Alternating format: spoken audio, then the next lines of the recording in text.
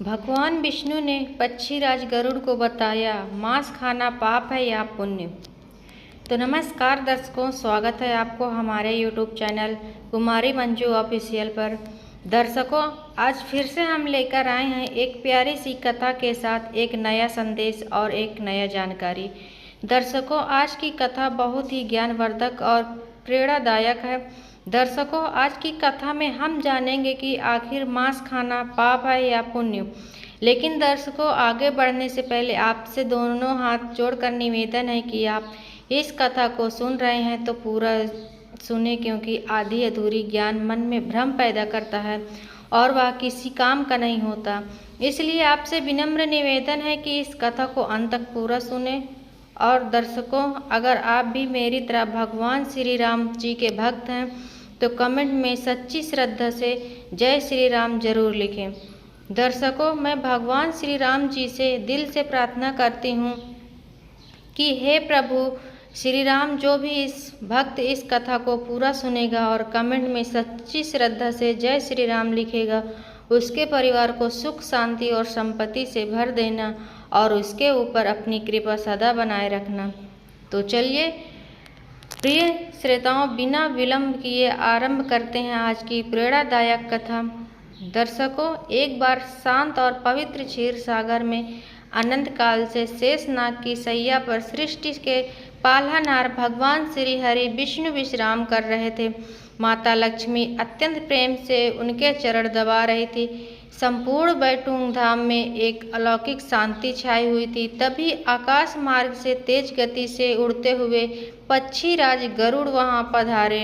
गरुड़ जी के चेहरे पर चिंता और मन में एक गहरा प्रश्न उठ रहा था। यह प्रश्न ऐसा था जिस पर मृत्युलोक यानी धरती पर हमेशा के लिए मनुष्य आपस में लड़ते और उलझते रहते हैं। गरुड़ जी ने भगवान विष्णु के चरणों में प्रणाम किया और अपने मन की भारी दुविधा उनके सामने रखी। उन्होंने पूछा, हे नारायण, हे त्रिलोकीनाथ, पृथ्वी पर मनुष्यों के बीच एक बड़ा भारी विवाद है। संसार में कुछ लोग जीव हत्या को घोर पाप कहते हैं और शुद्ध शाकाहार हो को ही मोक्ष का मार्ग मानते हैं। वहीं दूसरी ओर कुछ लोग मांस भक्षण को प्रकृति का नियम और अपना परंपरागत धर्म मानते हैं। कृपया मेरे इस संशय को दूर करें। प्रभु, मांस खाना पाप है या पुण्य? भगवान विष्णु गरुड़ की बात सुनकर मंद मंद मुस्कुराए। उन्होंने अत्यंत शांत स्वर में कहा, हे पक्षीराज, संसार के हर कर्म का उत्तर केवल हाँ या ना में नहीं दिया जा सकता। किसी कर्म का पाप या पुण्य होना उस कर्म के पीछे छिपी भावनाओं और परिस्थिति पर निर्भर करता है। इस रहस्य को गहराई से समझने के लिए तुम्हें एक प्राचीन कथा सुनाता हूँ। इस कथा के अंत में तुम्हारे इस प्रश्न का उत्तर स्वयं ही तुम्हें मिल जाएगा, इसलिए इस कथा को आपको पूरा सुनना पड़ेगा। दर्शकों, भगवान विष्णु ने अपनी मधुर और गंभीर वाणी में कथा आरंभ की। हे गरुड़, ध्यान से सुनो। प्राचीन काल में आर्यावर्त के मध्य में एक बहुत ही सुंदर, विशाल और समृद्ध नगर हुआ करता था। उस नगर का नाम धर्मपुरी था। धर्मपुरी नगर अपने न्याय, नीति, शिक्षा और शास्त्रों के विज्ञान के लिए पूरे आर्यावर्त में विख्यात था। उस नगर के राजा चंद्रसेन बहुत ही धर्मपरायण और न्यायप्रिय शासक थे। उनके राज्य में कोई भी प्राणी भूखा नहीं सोता था। उसी धर्मपुरी नगर में पवित्र गोदावरी नदी के तट पर एक अत्यंत विद्वान ब्राह्मण रहते थे। उनका नाम देवदत्त था। देवदत्त को चारों वेदों, पुराणों और समस्त शास्त्रों का बहुत गहरा ज्ञान था। उनका दैनिक जीवन अत्यंत कठोर नियमों से बंधा हुआ था। वह प्रतिदिन ब्रह्म मुहूर्त में उठते, गोदावरी नदी के शीतल जल में स्नान करते, सूर्य देव को अर्घ्य देते और फिर घंटों तक यज्ञ और कठोर तपस्या करते थे। उनका जीवन पूर्ण रूप से सात्विक था। देवदत्त ने अपने पूरे जीवन में कभी किसी जीव को जरा सा भी कष्ट नहीं पहुंचाया था। चींटियों को आटा डालना, गायों को चारा खिलाना और पक्षियों के लिए जल रखना उनका नित्य का कर्म था। उनका अपना भोजन केवल कंद, मूल और ताजे फल हुआ करता था। पूरे नगर में देवदत्त के ज्ञान और उनकी शारीरिक पवित्रता की बहुत चर्चा होती थी। स्वयं राजा चंद्रसेन भी देवदत्त का बहुत सम्मान करते थे और किसी भी शुभ कार्य से पहले उनका आशीर्वाद अवश्य लेते थे। परंतु हे गरुड़ ज्ञान जब विनम्रता के बिना आता है तो वह पतन का कारण बन जाता है। देवदत्त के मन में अपने अगाध ज्ञान, अपने सात्विक भोजन और अपनी बाहरी पवित्रता को लेकर एक गहरा अहंकार जन्म ले चुका था। वह खुद को पूरे संसार का सबसे श्रेष्ठ, सबसे पवित्र और सबसे अधिक पुण्यवान मनुष्य मानते थे। जो लोग मांस खाते थे या शास्त्र नहीं पढ़ते थे, देवदत्त उन्हें बहुत ही नीची और घृणा की दृष्टि से देखते थे। उनके हृदय में उन लोगों के लिए कोई दया या करुणा नहीं थी। उसी धर्मपुरी नगर की सीमा के बाहर एक बहुत ही घने और भयंकर जंगल में सब्र जाति का एक युवक रहता था। उस युवक का नाम अरण्यक था। अरण्यक जाति से एक शिकारी था। उसके पास ना तो कोई धन था, न रहने के लिए कोई अच्छा घर, और न ही उसे किसी शास्त्र का ज्ञान था। अरण्यक के माता पिता बहुत वृद्ध हो चुके थे। उम्र के कारण उन दोनों की आंखों की रोशनी पूरी तरह से जा चुकी थी और वे अपने बिस्तर से उठने में भी असमर्थ थे। अरण्यक का पूरा जीवन केवल और केवल अपने अंधे और वृद्ध माता पिता की सेवा में समर्पित था। जंगल में जाना, जानवरों का शिकार करना, मांस लाना और उसी से अपने माता पिता का पेट पालना, यही अरण्यक का प्रतिदिन का एकमात्र काम था। वह जो कुछ भी शिकार करके लाता सबसे पहले उसे बहुत ही प्रेम से पकाता, फिर अपने हाथों से अपने नेत्रहीन माता पिता को खिलाता। माता पिता के भोजन करने के बाद जो कुछ थोड़ा बहुत मांस बच जाता उसे वह स्वयं खाकर ईश्वर का धन्यवाद करता था। अरण्यक के मन में किसी के लिए कोई द्वेष नहीं था। वह बस अपने कर्तव्य का पालन कर रहा था। समय का पहिया अपनी गति से घूमता रहा। एक दिन की बात है, गोदावरी नदी के तट पर एक बहुत बड़ा धार्मिक अनुष्ठान हुआ। पंडित देवदत्त उस अनुष्ठान को पूर्ण करने के बाद नदी में पवित्र स्नान करके अपने कई शिष्यों के साथ अपने आश्रम की ओर लौट रहे थे। उन्होंने बहुत ही स्वच्छ और श्वेत वस्त्र धारण किए हुए थे। उनके माथे पर चंदन का बड़ा सा लेप लगा हुआ था। उसी समय अरण्यक भी घने जंगल से शिकार करके लौट रहा था। आज उसे शिकार मिलने में बहुत देर हो गई थी। उसके कंधे पर एक मृतक हिरण रखा हुआ था। उस हिरण के ताजे खून से अरण्यक के वस्त्र पूरी तरह से सने हुए थे। वह बहुत तेज कदमों में चल रहा था क्योंकि उसे पता था कि उसकी कुटिया में उसके अंधे माता पिता सुबह से भूखे बैठे होंगे और उसके लौटने का इंतजार कर रहे होंगे। संयोग की बात देखिए, नगर के बाहर पगडंडी पर दोनों का मार्ग एक ही था। रास्ते में अरण्यक लगभग दौड़ता हुआ आ रहा था। तभी अचानक पगडंडी पर खड़े एक बड़े पत्थर से अरण्यक का पैर टकराया। अरण्यक अपना संतुलन खो बैठा और वह जमीन पर गिर पड़ा। उसके कंधे पर रखा हुआ मृतक और खून से लथपथ हिरण छिटक कर सीधा पंडित देवदत्त के चरणों से बिल्कुल पास जाकर गिरा। हिरण के शरीर से निकले खून की कुछ लाल बूंदें उछलकर देवदत्त के बिल्कुल साफ सुथरे श्वेत वस्त्रों पर जा पड़ी। यह दृश्य देखते ही पंडित देवदत्त क्रोध से आग बबूला हो गए। उनके चेहरे का रंग लाल हो गया। उनका शरीर क्रोध के मारे कांपने लगा। उन्होंने अरण्यक की तरफ अत्यंत घृणा और तिरस्कार से देखा और ऊंचे कड़कते हुए स्वर में चिल्लाकर कहा, अरे मूर्ख, अरे नीच पापी, तूने यह क्या अनर्थ कर दिया? क्या तुझे दिखाई नहीं देता कि तू किसके सामने चल रहा है? तूने मेरे अत्यंत पवित्र वस्त्रों को अपने इन अपवित्र और रक्त रंजित हाथों से अशुद्ध कर दिया है। मैं अभी गोदावरी नदी से स्नान करके ईश्वर की पवित्र पूजा करके आ रहा हूँ। तेरे इस महापाप कर्म के कारण मेरा सारा स्नान, मेरी सारी तपस्या और मेरी पूजा भंग हो गई। अरण्यक अपने दर्द से भूलकर तुरंत अपने घुटनों के बल जमीन पर बैठ गया। उसने दोनों हाथ जोड़ लिए। उसकी आंखों में अपने किए पर पछतावा था।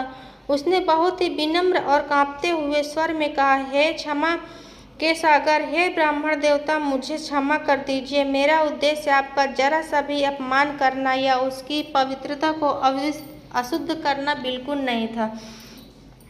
मैं तो बस बहुत जल्दी में था। मेरे वृद्ध में और दोनों आंखों से अंधे माता पिता सुबह से कुटिया में भूखे बैठे हैं। मैं उन्हीं के लिए यह भोजन लेकर दौड़ता हुआ जा रहा था। पत्थर से पैर फिसलने के कारण दुर्भाग्यवश यह दुर्घटना हो गई। कृपया मुझ गरीब के इस अनजाने अपराध को क्षमा करें। लेकिन अरड़य की इस करुण पुकार का देवदत्त के हृदय पर कोई असर नहीं हुआ। अहंकार ने उनकी दया को खत्म कर दिया था। देवदत्त का क्रोध बिल्कुल भी शांत नहीं हुआ। उन्होंने अरड़य को और जोर से फटकारते हुए कहा, अपराध मूर्ख, तू इसे अनजाना अपराध कहता है। यह अनजाना अपराध नहीं है, यह तो तेरा नित्य का पाप कर्म है। तू जंगल के निर्दोष और मूक जीवों की निर्गम हत्या करता है। तू एक हत्यारा है। तू उस मांस को खाता है। तुझसे बड़ा पापी, निर्दयी और नीच इस पूरे संसार में कोई दूसरा नहीं है। तेरे जैसे क्रूर लोगों के कारण ही इस धरती पर पाप का बोझ बढ़ रहा है। तू धर्म के नाम पर एक बहुत बड़ा कलंक है। दूर हो जा मेरी नज़रों से, वरना मैं तुझे यहीं भस्म कर दूंगा। देवदत्त की इतनी कठोर और कटु बातें सुनकर अरड़य के हृदय को बहुत गहरी ठेस पहुंची। उसकी आंखों से आंसू छलक पड़े, लेकिन अरड़य ने पलक कर ब्राह्मण देवता को कोई भी जवाब नहीं दिया। उसने अपना सिर नीचे झुका लिया। बिना कुछ कहे उसने जमीन से उस मृत हिरण को वापस अपने कंधों पर उठाया और अत्यंत शांति से भरे कदमों के साथ अपने रास्ते, अपनी कुटिया की ओर चल दिया। अरड़य के जाने के बाद देवदत्त अपने शिष्यों की तरफ मुड़े और अहंकार से भरकर कहने लगे, देखा, तुम लोगों ने ऐसे ही पापी और नीच मनुष्य के कारण हमारे संसार में विनाश और महामारियां आती हैं। जीव हत्या से बड़ा कोई पाप इस धरती पर नहीं है। जो मांस खाता है उसके लिए नरक के द्वार हमेशा खुले रहते हैं। चलो, अब मुझे दोबारा जाकर गोदावरी के ठंडे जल में स्नान करना होगा, अपने मंत्रों का जाप करना होगा, तभी मैं इस पापी की छाया से शुद्ध हो पाऊंगा। यह कहकर पंडित देवदत्त क्रोध में बड़बड़ाते हुए वापस नदी की ओर लौट गए। इतनी कथा सुनाने के बाद भगवान विष्णु ने कुछ पल के लिए कथा को रोका।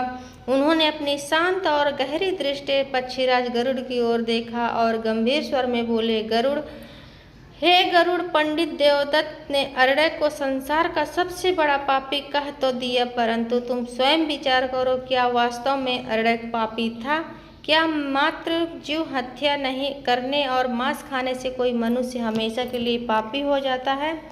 और क्या केवल शाकाहारी रहने और शास्त्र पढ़ने से कोई मनुष्य महान और पुण्यवान बन जाता है? आगे की कथा में मैं तुम्हें इस बात का गहराई से अनुभव होगा कि नियति के इन दोनों के जीवन को कैसे एक दूसरे को सामने लाकर खड़ा कर दिया और धर्म की असली परीक्षा कैसे हुई। भगवान विष्णु ने गरुड़ जी की ओर अत्यंत स्नेह से देखा और अपनी शांत मधुर वाणी में कथा को आगे बढ़ाते हुए कहा, हे पक्षीराज गरुड़, अरड़य के जाने के बाद पंडित देवदत्त अपने शिष्यों के साथ वापस गोदावरी नदी के तट पर पहुंचे। अरड़य की छाया और उस मृत हिरण के रक्त की उच्च बूंदों के स्पर्श से देवदत्त को अत्यंत ग्लानि हो रही थी। उन्हें लग रहा था जैसे उनका सारा जीवन, उनकी सारी तपस्या भ्रष्ट हो गई हो। उन्होंने तुरंत नदी के ठंडे जल में प्रवेश किया और घंटों तक अपने शरीर को मिट्टी और भस्म से रगड़ रगड़ कर धो रहे। नदी के जल में खड़े होकर उन्होंने अपने शिष्यों की ओर देखा और ऊंचे स्वर से कहा, हे मेरे शिष्यों, तुम सबने आज देखा कि कैसे एक नीच और पापी शिकारी ने मेरे पवित्रता को नष्ट करने का दुस्साहस किया।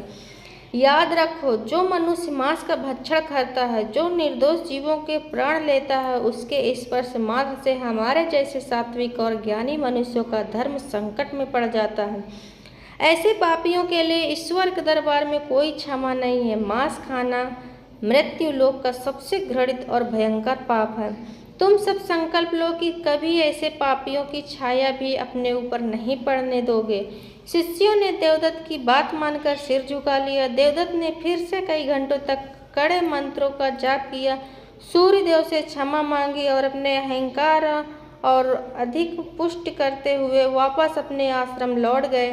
वहीं दूसरी ओर हे गरुड़, अरड़य अत्यंत भारी मन और थके हुए कदमों से अपने छोटी सी कुटिया में पहुंचा। रास्ते भर पंडित देवदत्त की कठोर शब्द उसके कानों में गूंज रहे थे। वह सोच रहा था कि क्या वह सचमुच इतना बड़ा पापी है? क्या अपने अंधे और सहायता माता पिता का पेट पालने के लिए शिकार करना उसे ईश्वर की नज़रों में नीच बना देता है? इन्हीं विचारों में डूबा हुआ वह कुटिया के द्वार पर पहुंचा। कुटिया के अंदर धूप अंधेरा था। एक कोने में सूखी घास और फटे पुराने वस्त्रों के बिस्तर पर उसके वृद्ध नेत्रहीन माता पिता बैठे हुए उसकी प्रतीक्षा कर रहे थे। अरण्यक के कदमों की आहट सुनते हुए उसकी बूढ़ी माँ के चेहरे पर एक चमक आ गई। माँ ने अपनी कांपती हुई आवाज में पुकारा, पुत्र अरण्यक, क्या तू आ गया मेरे बच्चे? आज तुझे लौटने में बहुत देर हो गई। मेरे पिता और मैं सुबह से बहुत चिंतित थे। क्या जंगल में आज कोई संकट आ गया था? तेरा शरीर ठीक तो है ना पुत्र? अपनी माँ की ममता भरी आवाज सुनकर अरण्यक ने हृदय का सारा दुख, सारा अपमान पल भर में पिघल गया। उसने अपने आंसुओं को भी पी लिया और अपनी आवाज़ को बिल्कुल सामान्य और प्रसन्नता से बनाते हुए कहा, हाँ माँ, मैं बिल्कुल ठीक हूँ। आज जंगल में शिकार बहुत गहराई में मिला, मुझे बहुत दूर तक जाना पड़ा, बस इसलिए थोड़ी देर हो गई। आप दोनों बिल्कुल चिंता मत कीजिए, मैं बहुत अच्छा और ताज़ा भोजन लेकर आया हूँ। मैं अभी तुरंत इसे पकाता हूँ। आप दोनों को बहुत जोरों की भूख लगी होगी। पिता ने भी अपनी कमज़ोर आवाज़ में कहा, बेटा, हमारे लिए तो इतना कष्ट उठाता है, यह तेरा ही तो प्रेम है जो हम दोनों अंधे और बूढ़े शरीर अभी तक जीवित हैं। ईश्वर तुझे हमेशा सुखी रखे। अरण्यक ने लकड़ियाँ जलाई और बहुत ही यत्न से मांस को पकाया। उसने सबसे अच्छे और नरम हिस्से अपने माता पिता के लिए अलग निकाले, फिर उनके पास बैठकर अपने हाथों से उन्हें भोजन कराने लगा। जब माता पिता भोजन कर रहे थे तो उनके चेहरों पर जो संतुष्टि और आनंद था, उसे देखकर अरण्यक को लगा जैसे उसे पूरे ब्रह्मांड का सुख मिल गया हो।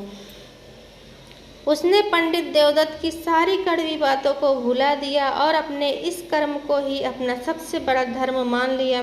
भोजन के बाद जो कुछ रूखा सूखा बचा उसे अरण्यक ने खाकर ईश्वर को धन्यवाद दिया और सो गया। हे पक्षीराज, समय का पहिया अपनी गति से घूमता रहा। संसार का यह नियम है कि समय कभी एक समान नहीं रहता। प्राकृतिक मनुष्य के अहंकार को तोड़ने और उसके असली धर्म की परीक्षा लेने के लिए हमेशा नए मार्ग चुनती है। कुछ वर्ष शांति से बीत गए, परंतु फिर धर्मपुरी नगर और उसके आसपास के क्षेत्रों पर एक भयंकर विपत्ति टूट पड़ी। वरुण देव जैसे रूठ गए। लगातार 3 वर्षों तक आसमान से पानी की एक बूंद तक नहीं गिरी। भयंकर अकाल पड़ गया। सूर्य की किरणें आग बरसने लगी। जो गोदावरी नदी कभी तालाब बहती थी, वह अब सूख कर एक पतली सी नाली बन गई। खेत बंजर हो गए। धरती में बड़ी बड़ी दरारें पड़ गई। हरे भरे पेड़ सूखकर टूट हो गए। नगर के लोग अन्न के एक एक दाने के लिए तरसने लगे। भूखे और प्यास से बेहाल होकर पशु पक्षी तड़प तड़प कर मरने लगे। पूरे धर्मपुरी राज्य में त्राही मच गई। पंडित देवदत्त का विशाल और समृद्ध आश्रम भी इस भयंकर अकाल की चपेट में आ गया।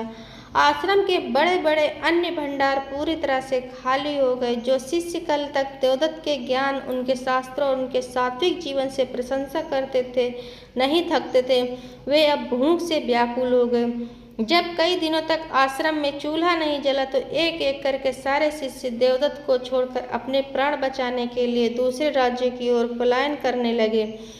अब उस विशाल आश्रम में पंडित देवदत्त बिल्कुल अकेले रह गए थे। उनकी स्थिति अत्यंत दयनीय हो गई थी। कई दिनों से उन्हें अन्न का एक दाना भी नसीब नहीं हुआ। भूख के मारे उनके शरीर की सारी हड्डियां दिखाई देने लगी थी। उनका वह तेज, वह चमक और उनका सारा शास्त्र ज्ञान भूख की भयंकर पीड़ा के सामने कमजोर पड़ने लगा था।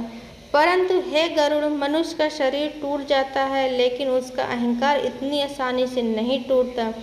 देवदत्त का अहंकार अभी भी अडिक्ट था। उनके पास भूख से बचने का एक उपाय था कि वह नगर में जाकर किसी से भीख मांग लेगा या जंगल में जाकर कोई साधारण कंदमूल खा ले। परंतु उनका अहंकार उन्हें ऐसा करने से रोक रहा था। वह स्वयं से कहते हैं, मैं पूरे आर्यावर्त का सबसे श्रेष्ठ और पवित्र ब्राह्मण हूँ। मैंने जीवन भर कठोर नियम पाले, सात्विक भोजन किया। क्या अब मैं अपने प्राण बचाने के लिए किसी नीच या अशुद्ध मनुष्य के हाथ का अन्न ग्रहण करूँगा? कभी नहीं। मेरे पुण्य और मेरी तपस्या इतनी महान है कि ईश्वर स्वयं मेरे लिए स्वर्ग से भोजन भेजेंगे। मैं इस अकाल में भी अपने नियमों को नहीं तोड़ूंगा। देवदत्त एक पेड़ के नीचे बैठकर आंखें बंद करके मंत्रों को जाप करने लगे और किसी चमत्कार की प्रतीक्षा कर रहे थे। परंतु दिन बीतते गए और चमत्कार नहीं हुआ। उनकी भूख का असहनीय पीड़ा में बदल चुकी थी। उसी समय अकाल का वह भयंकर प्रभाव उस घने जंगल पर भी पड़ा था जहाँ अरड़क रहता था। जंगल के सारे जलाशय सूख चुके थे। पानी और भोजन की तलाश में जंगल के सारे जानवर वह स्थान छोड़कर मीलों दूर जा चुके थे। अरड़क के लिए अब शिकार खोजना असंभव सा हो गया था। अरड़क की कुटिया में भी कई दिनों से भोजन नहीं बना था। उसके अंधे माता पिता भूख से निराल होकर बिस्तर पर पड़े थे। उनकी सांसें उखड़ने लगी थी। अरड़क यह सब देखकर अंदर ही अंदर टूट रहा था। वह सुबह से लेकर रात तक तपती धूप में नंगे पैर पूरे जंगल में भटकता रहता।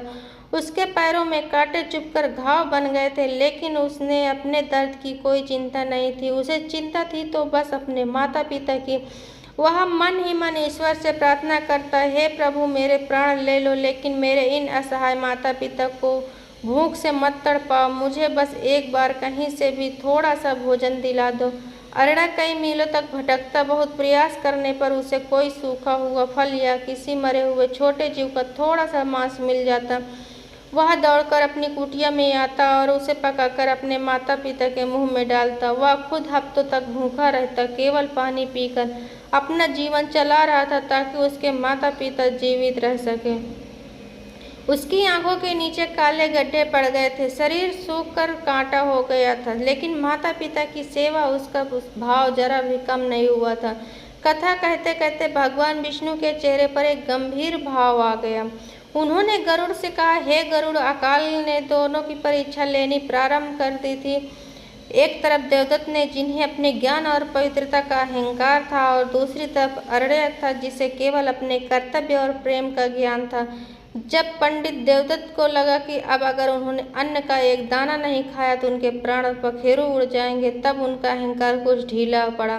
मृत्यु के भय से उन्हें अपने आश्रम से बाहर निकलने पर विवश कर दिया। देवदत्त ने तय किया कि वह इस सूखे हुए नगर को छोड़कर किसी दूसरे राज्य में जाएंगे जहां अकाल ना हो। अपनी बची खुची जिंदगी शक्ति को बटोर कर अपनी लाठी के सहारे देवदत्त ने नगर से बाहर कदम रखा। उनका शरीर कांप रहा था, आंखों के आगे अंधेरा छा रहा था। दूसरे राज्य तक पहुंचने के लिए उन्हें उसी घने और भयंकर जंगल से होकर गुजरना था जहां अरड़क की कुटिया थी। देवदत्त जंगल के रास्ते पर चल पड़े। तपती हुई धूप उनके मस्तिष्क को जला रही थी। दूर दूर तक ना तो पानी और ना ही कोई छायादार वृक्ष। चलते चलते देवदत्त के पैरों ने जवाब दे दिया। उनके कंठ पूरी तरह से सूख चुके थे। उन्हें लगा कि अब उनकी मृत्यु निश्चित है। वह हाँफते हुए एक सूखे पेड़ के पास पहुंचे और वहीं जमीन पर धड़ाम से गिर पड़े। उनकी आंखें बंद होने लगी और चेतना लुप्त होने लगी। और हे गरुड़, यह नियति का ही खेल था कि जिस स्थान पर पंडित देवदत्त भूख और प्यास से तड़प कर बेहोश होकर गिरे थे, वह स्थान अरड़क की कुटिया से कुछ ही दूरी पर था। इतना कहकर भगवान विष्णु शांत हो गए। गरुड़ जी कथा में पूरी तरह से खो चुके थे। उनकी आंखों में आगे क्या होगा यह जानने की तीव्र उत्सुक थी। भगवान विष्णु ने अपनी शांत और सम्मोहक वाणी में कथा को आगे बढ़ाते हुए कहा, हे पक्षीराज गरुड़, अरड़क की कुटिया से कुछ ही दूरी पर पंडित देवदत्त अचेत अवस्था में पड़े थे। तपती हुई धरती और ऊपर से आग बरसाता सूर्य दोनों मिलकर देवदत्त के प्राणों को सोख रहे थे। उनके होंठ सूख कर फट चुके थे और सांसें अत्यंत धीमी चल रही थी। ऐसा प्रतीत हो रहा था मानो कुछ ही पलों में उनके प्राण इस झरझर शरीर को छोड़कर चले जाएंगे। उसी समय अरड़क भी पूरे दिन जंगल में भटकने के बाद अपनी कुटिया की ओर लौट रहा था। आज भाग्य ने उसका थोड़ा साथ दिया था। कई दिनों की कठोर तपस्या और भटकाव के बाद उसे एक सूखे हुए नाले के पास एक मृत तीतर मिला था।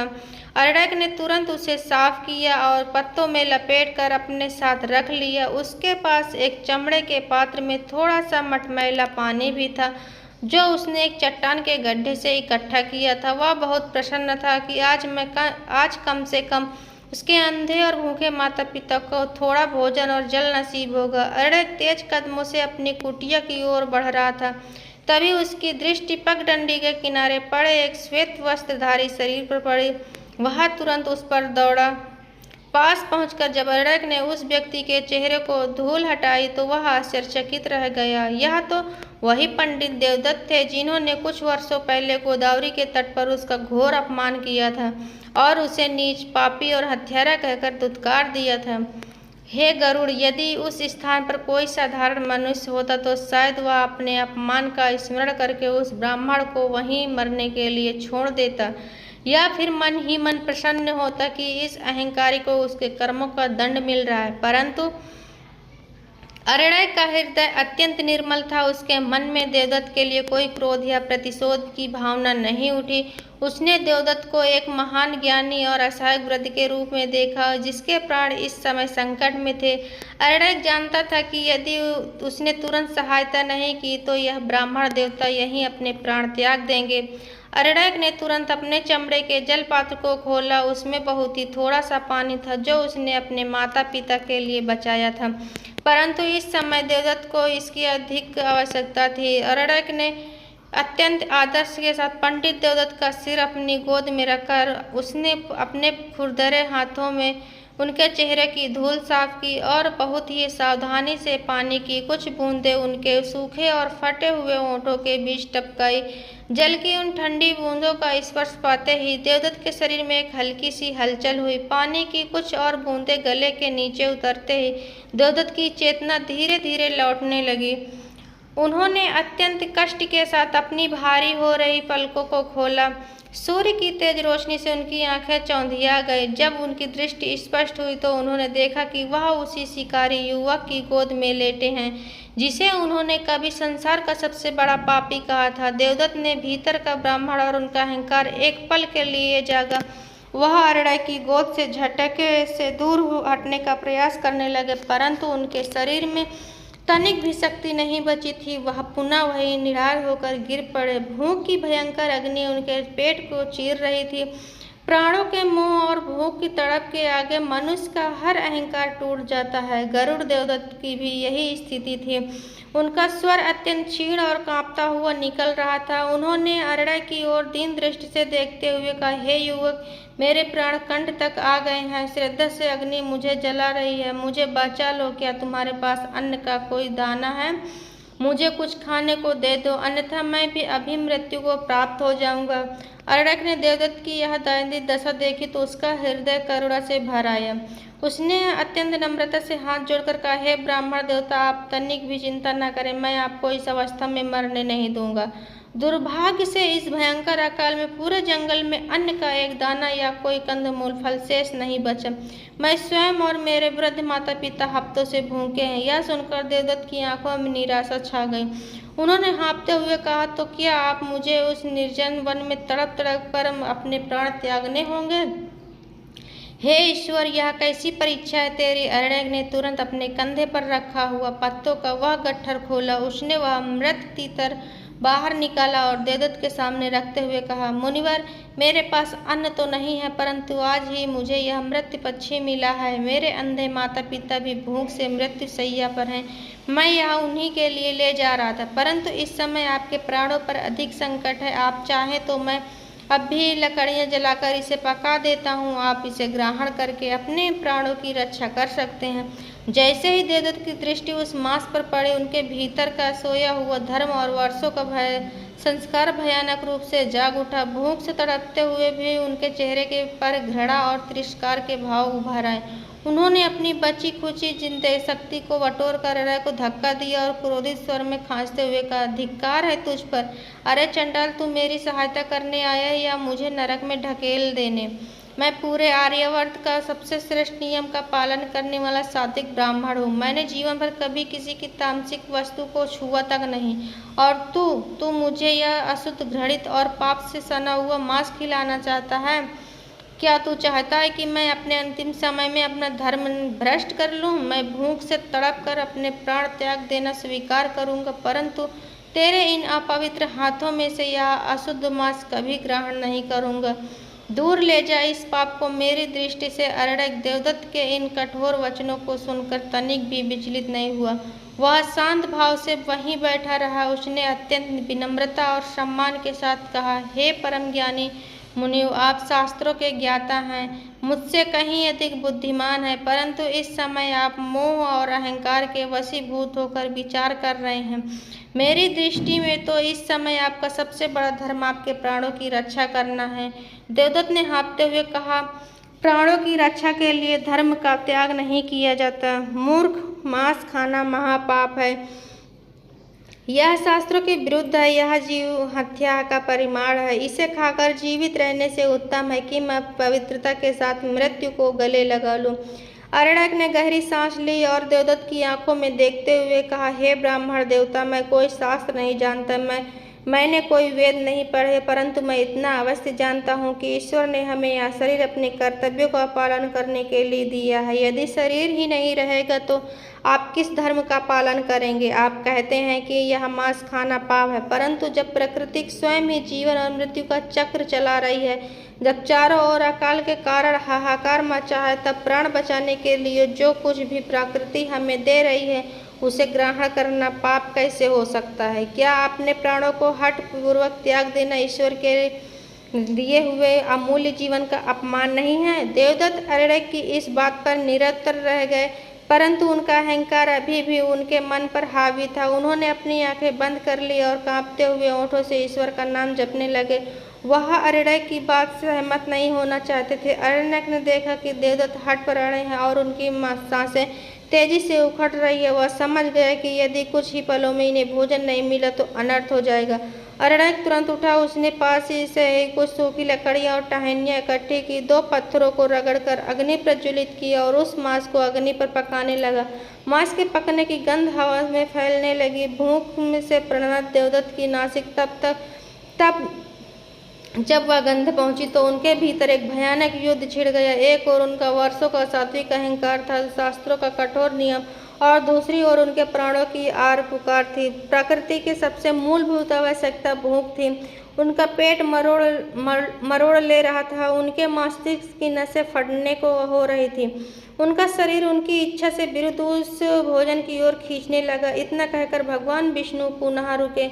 उन्होंने गरुड़ की ओर देखकर मुस्कुराते हुए कहा, हे पक्षीराज, मनुष्य का मन बहुत ही विचित्र है। जब तक वह सुरक्षित और सुखी रहता तब तक वह बड़े बड़े नियमों और आदेशों की बातें करता बड़े बड़े नियमों और आदर्शों की बातें करता, परंतु जब मृत्यु साक्षात सामने खड़ी होती है तब प्रकृति अपने मूल रूप में एक लौट आती है। अरण्यक और देवदत्त का यह संवाद केवल 2 मनुष्यों का संवाद नहीं था, यह मानव रचित नियमों और प्रकृति के शाश्वत सत्य के बीच का युद्ध था। आगे की कथा में तुम देखोगे कि इस युद्ध में विजय किसकी होती है। भगवान विष्णु ने पक्षीराज गरुड़ को कथा सुनाते हुए आगे कहा, हे गरुड़, जब अरण्यक ने उस मृत पक्षी के मांस को अग्नि पर पकाया तो प्राणों के संकट में फंसे पंडित देवदत्त उस भोजन की गंध की ओर खींचने लगा। उनका पेट भूख की भयंकर अग्नि से जल रहा था। मृत्यु उनके ठीक सामने खड़ी थी। एक तरफ उनका वर्षों का सात्विक अहंकार था, शास्त्रों का ज्ञान था, और दूसरी तरफ जीवन को बचाने की अंतिम आशा। देवदत्त के होंठ कांप रहे थे, उनकी आंखों में आंसू बहने लगे। वह मन ही मन ईश्वर से क्षमा मांग रहे थे। जब अरण्यक ने पके हुए मांस का एक टुकड़ा अत्यंत आदर के साथ उनके होठों के पास रखा तो देवदत्त ने अपनी आंखें बंद कर ली। प्राणों की रक्षा के लिए उनके भीतर के मनुष्य को अंततः उस भोजन को स्वीकार कर लिया। उन्होंने कांपते हाथों से वह मांस ग्रहण किया। भोजन के गले से नीचे उतरते ही देवदत्त के मृत्यु प्राय शरीर में प्राणों का संचार होने लगा। उनकी उखड़ती हुई सांसें शांत होने लगी और आंखों के आगे छाया हुआ अंधेरा छटने लगा। कुछ ही क्षणों में उन्हें ऐसा प्रतीत हुआ जैसे उन्हें नया जीवन मिल गया हो। परंतु हे गरुड़, शारीरिक रूप से जीवित होने के बाद भी देवदत्त मानसिक रूप से पूरी तरह टूट चुके थे। वह फूट फूट कर रोने लगे। वह विलाप करते हुए कहने लगे हैं, हे ईश्वर, मैंने अपना धर्म भ्रष्ट कर लिया है, मैं अपवित्र हो गया, मेरे जीवन भर की तपस्या आज मिट्टी में मिल गई। अरण्यक ने बहुत ही प्रेम से उनके कंधे पर हाथ रखा और कहा, हे ब्राह्मण देवता, शांत हो जाइए। आपने कोई पाप नहीं किया, आपने केवल अपने प्राणों की रक्षा की है, जो हर प्राणी का सबसे पहला धर्म है। प्रकृति के संकट के समय आपको जो दिया उसे ग्रहण करके अपने ईश्वर के दिए इस जीवन का यही सम्मान किया है। अब आप उठिए, मैं आपको अपनी कुटिया तक ले चलता हूँ, वहाँ आप विश्राम कर सकते हैं। अरण्यक ने सहारा देकर देवदत्त को उठाया। दोनों धीरे धीरे कदमों से अरण्यक की कुटिया की ओर बढ़ने लगे। रास्ते में देवदत्त पूरी तरह मौन थे। उनके मन में विचारों का एक भयंकर युद्ध चल रहा था। वह सोच रहे थे कि जिस मनुष्य को उन्होंने जीवन भर नीच और पापी का समझा, आज उसी पापी ने अपने हिस्से का भोजन देकर उनके प्राण बचाए हैं। कुछ ही देर में वे अरण्यक की टूटी फूटी कुटिया में पहुंच गए। कुटिया के भीतर का दृश्य देखकर पंडित देवदत्त ने कदम वहीं ठिठक गए। उन्होंने देखा कि कुटिया के एक कोने में फटे पुराने कपड़ों पर दो अत्यंत वृद्ध और नेत्रहीन प्राणी लेटे हुए थे। वे अरण्यक के माता पिता थे। उनके शरीर भूख से कंकाल बन चुके थे। अरण्यक ने देवदत्त को एक साफ स्थान पर बैठाया और तुरंत अपने माता पिता के पास गया। उसने बचा हुआ थोड़ा सा भोजन और जल अपने हाथों में लिया। अरण्यक के स्पर्श को पहचानते ही उन दोनों अंधे माता पिता के चेहरों पर एक अलौकिक तेज और मुस्कान आ गई। अरण्यक ने बहुत ही कोमलता से वह भोजन अपने माता पिता के मुंह में खिलाना शुरू किया। उस समय अरण्यक के चेहरे पर जो शांति, जो सेवा भाव और जो निस्वार्थ प्रेम था, उसे देखकर देवदत्त स्तब्ध रह गए। देवदत्त को उस असाधारण से शिकारी युवक के भीतर एक महान तपस्वी के दर्शन हो रहे थे। देवदत्त ने महसूस किया कि अरण्यक ने खुद कई दिनों से कुछ नहीं खाया था। उसका शरीर भी भूख से कांप रहा था। फिर भी उसे अपना भोजन पहले एक अनजान ब्राह्मण को दिया और बचा हुआ अपने माता पिता को खिला रहा था। देवदत्त का सारा अहंकार, शास्त्रों का सारा घमंड और सात्विक वह सारा भ्रम जो उन्होंने जीवन भर पाल रखा था, वह उस एक दृश्य को देखकर कांच की तरह चकनाचूर हो गया। भगवान विष्णु के चेहरे पर एक अत्यंत मधुर और रहस्यमय मुस्कान उभर आई। उन्होंने कहा, हे पक्षराज, हे गरुड़, यहीं से कथा का अंत और धर्म की असली शुरुआत होती है। देवदत्त की आंखों से अहंकार का पर्दा पूरी तरह हट चुका था। उन्हें यह बोध हो गया कि धर्म केवल स्वच्छ वस्त्र पहनने, मंत्र जपने या विशेष प्रकार का भोजन करने में नहीं, असली धर्म तो निस्वार्थ सेवा, करुणा और दूसरों के प्राणों की रक्षा करने में है। देवदत्त अपनी जगह से उठे। उनके आंखों से पश्चाताप के आंसू बह रहे थे। वह लड़खड़ाते कदमों से अरण्यक के पास गए और अचानक उस अछूत और गरीब शिकारी के चरणों में गिर पड़े। अरण्यक घबरा गया। उसने तुरंत देवदत्त को उठाते हुए कहा, हे ब्राह्मण देवता, यह आप क्या कर रहे हैं? आप मुझसे बड़े हैं, पूजनीय हैं। मेरे चरणों छूकर मुझे पाप का भागी मत बनाइए। देवदत्त ने रोते हुए हाथ जोड़कर कहा, नहीं अरण्यक, आज मुझे क्षमा कर दो। वर्षों पहले गोदावरी के तट पर मैंने तुम्हें पापी कहा था, परंतु आज मुझे ज्ञान हुआ है कि असली पापी तो मैं था। मैं अहंकार के बोझ तले दबा हुआ था। मैंने वेदों के शब्द रट लिए थे, परंतु उनका अर्थ आज तुम्हारे इस कर्म से सीखा। तुम मांस खाते हो, जीव हत्या करते हो, फिर भी तुम्हारा हृदय मुझे लाख गुना पवित्र है। तुम्हारी यह निस्वार्थ सेवा और प्रेम की असली पुण्य तुम्हारी सेवा के सामने मेरी सारी तपस्या और मेरा सारा ज्ञान तुच्छ है। और हे गरुड़, तभी वहाँ एक बहुत बड़ा चमत्कार हुआ। जैसे ही देवदत्त के सच्चे आंसुओं ने अरण्यक के चरणों को स्पर्श किया और उसके मन में से सारा अहंकार समाप्त हुआ, अचानक वह कुटिया एक दिव्य प्रकाश से भर गई। अरण्यक के अंधे माता पिता, जो वास्तव में मेरी और माता लक्ष्मी की है एक माया थे, उन्होंने अपना दिव्य रूप धारण कर लिया। यह सुनकर गरुड़ जी आश्चर्य से भर गए। भगवान विष्णु ने आगे कहा, हाँ गरुड़, वह एक परीक्षा थी। अकाल भी मेरी ही रची हुई थी, एक लीला थी जो मैंने देवदत्त का अहंकार तोड़ने और संसार को धर्म का सच्चा मार्ग दिखाने के लिए रची थी। मैंने देवदत्त को आशीर्वाद देते हुए कहा कि हे देवदत्त, आज तुमने असली ज्ञान प्राप्त कर लिया। कर्म छोटा या बड़ा नहीं होता, भाव बड़ा होता है।